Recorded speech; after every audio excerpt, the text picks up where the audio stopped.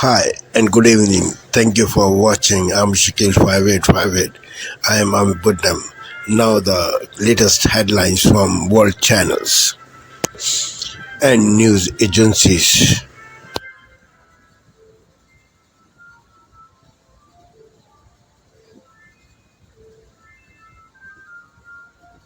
Purported leak.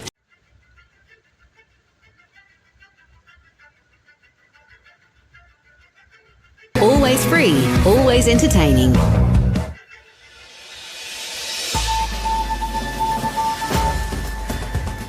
Today, at least 3 homes destroyed in Victoria's west as a bushfire continues to burn in the Grampians National Park.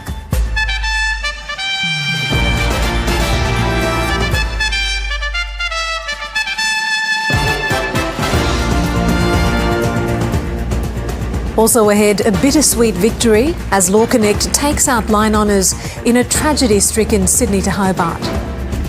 A woman is charged with murder after a man is fatally stabbed at a home in regional Victoria. And a century from India's Nitish Kumar Reddy frustrates Australia on day 3 of the Boxing Day test.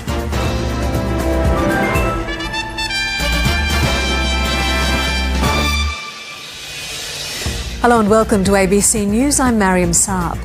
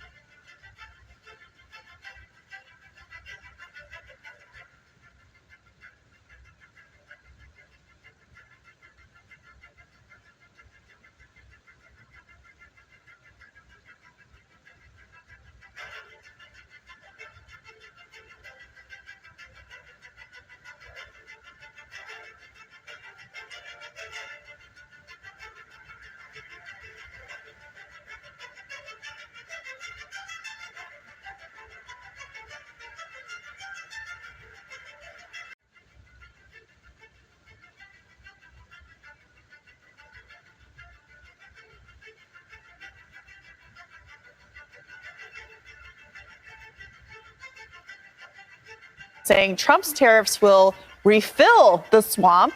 When Washington wants to impose new taxes, including tariffs, the companies and people who would be affected rush to trade associations, public relations firms, and lobbyists for help. So is that the correct analysis, or do you have something else to say about these tariff threats?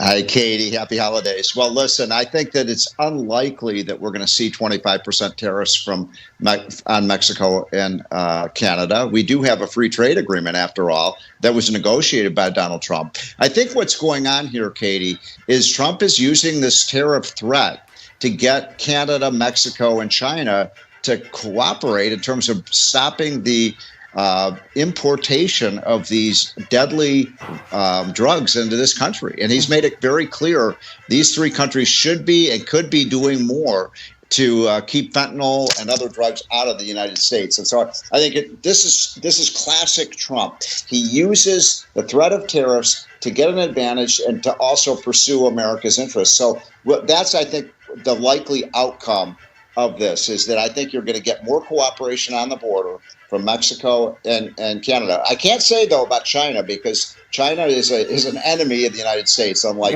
Canada and Mexico. Yeah. So, Steve, what about the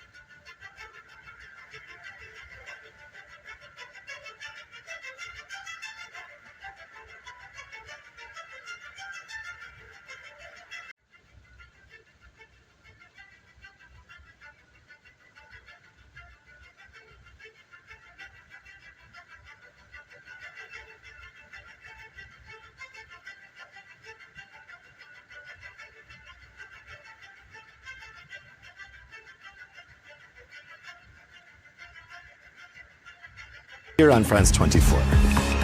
Dave Keating, one of the 200 France 24 correspondents around the world. Welcome back to the France 24 newsroom. I'm Brian Quinn. Our top headlines this hour. Yemen's main international airport reopens after Israeli airstrikes there that endangered the head of the World Health Organization, and one day after fresh strikes on the capital Sana'a. Israel, meanwhile, intercepts yet another missile fired at its territory from Yemen. North Korean troops suffer heavy losses after being sent to reinforce Russia's military on the battlefield against Ukraine. Western military sources say some 1,000 North Koreans have been killed or wounded in fighting over the last week alone. And pro-EU protesters take to the streets of Tbilisi as Georgia prepares to inaugurate its new president. Mikhail Kavalashvili set to take office Sunday amid a political crisis over his party, distancing the country from Europe and turning towards Russia.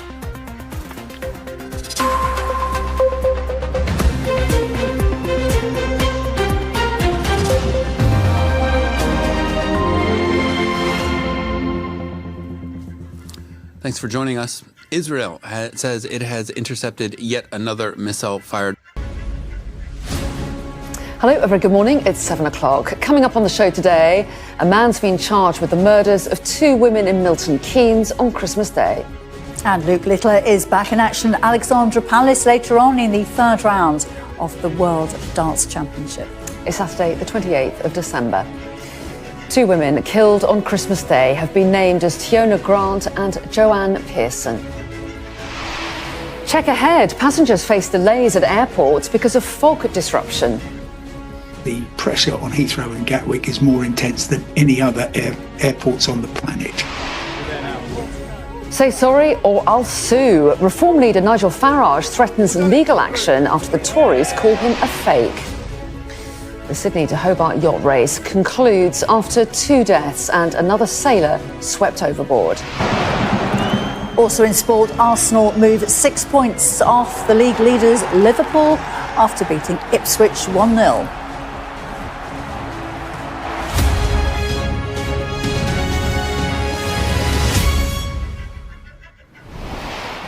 Hello, very good morning. Thanks for joining us here today.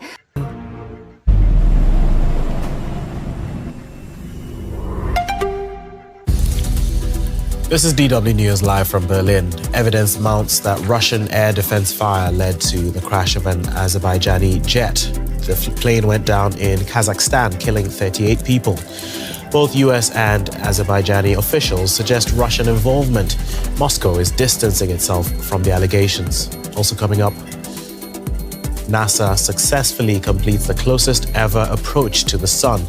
The Parker Solar Probe enduring temperatures of nearly 1,000 degrees Celsius, and it's still operating normally.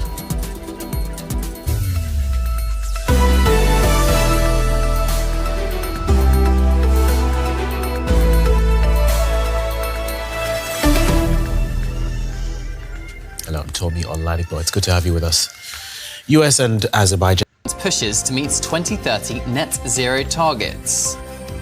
Meanwhile, thousands of passengers are affected as flights are cancelled across the country as fog reduces visibility and causes delays at UK airports. The high street struggles. Shops have taken a hit in post-Christmas sales as many of us decide to shop online. And a NASA spacecraft has made history by surviving the closest ever approach to the sun. And got a cough or a cold like Dawn? We will be joined by winter wellness expert Olivia Parry, or we have been, to tell us how to keep the lurgy away. A year of royal ill health. We'll be looking back at Catherine's health battles over the year and looking forward to a hopefully happy 2025. Good morning. Teenage darts prodigy Luke Littler is back in action at the Ali Pali tonight. That's after current champion Luke Humphries edged through to the fourth round last night alongside former winners Peter Wright and Gerwyn Price. We'll also hear about Lord Coe's bid to become IOC president. Morning. Whilst there's a greater chance of seeing some sunshine tomorrow, for today it's again looking pretty grey and gloomy with some wetter weather across the north. I'll have the details coming up. It's just gone 8 o'clock. I'm Dawn Newsom. And I'm Cameron Walker, and this is GB News Breakfast.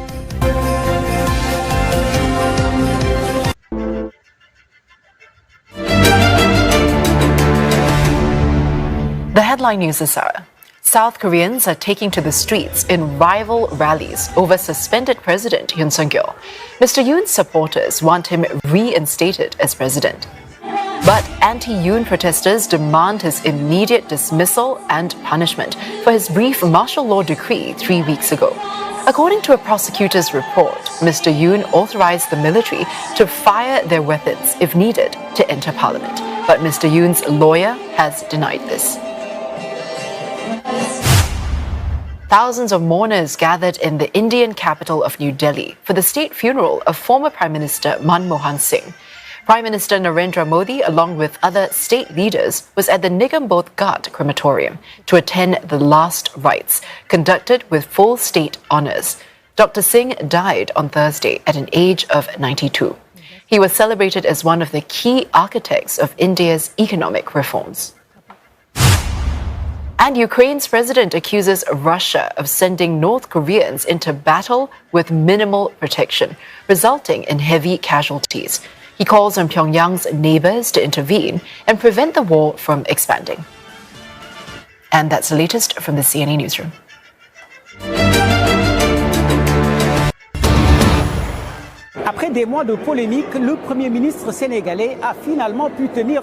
After several months of controversy, the Senegalese Prime Minister was finally able to present his general policy statement. This was a highly anticipated statement by the Senegalese people. Ousmane Sonko, who faced the deputies for over 2 hours, outlined the programme of the current regime led by Bassirou Diomaye Faye. Among the announcements are the repeal of the amnesty law, which, it should be remembered, had allowed President Bassirou Diomaye Faye and Ousmane Sonko to be released from prison by President Macky Sall. Another They were once political rivals, but now an alliance between Joseph Kabila and Moise Katumbi seems to be forming as the two Congolese politicians have united in their criticism of the DRC's current president. According to their teams, the two men met in Ethiopia not long before Christmas. More recently, they issued a joint statement underlining shared objectives. The statement deplored the worsening security situation in the DRC, with the men condemning the, quote, presence of illegal armed forces. French energy giant Total Energies is scrambling to unlock billions of dollars in frozen US funding for its natural gas projects in Mozambique. The multinational wants the $4.7 billion loan from the Exim Bank of the US approved before President-elect Donald Trump takes office, Jean Afrique reported this week. The bank had approved the credit in 2019 but didn't proceed as Islamist violence in the Cabo Delgado region forced Total to pull staff from the project. Total has since contracted a consultancy firm to carry out lobbying work in Washington. It fears that the new administration could bring about bureaucratic delays or impose new conditions. The outbreak of post-election violence in Mozambique has also raised concerns in Washington. But in a letter to US authorities on December 3rd, Total boss Patrick Puyan sought to reassure Washington, saying the security situation in Cabo Delgado had remarkably improved. In February, Exim Bank's Transactional Risk Committee approved a decision to restart the loan. Thank you for sparing your precious time. This is Amir Shakil. Have a good life. Bye-bye.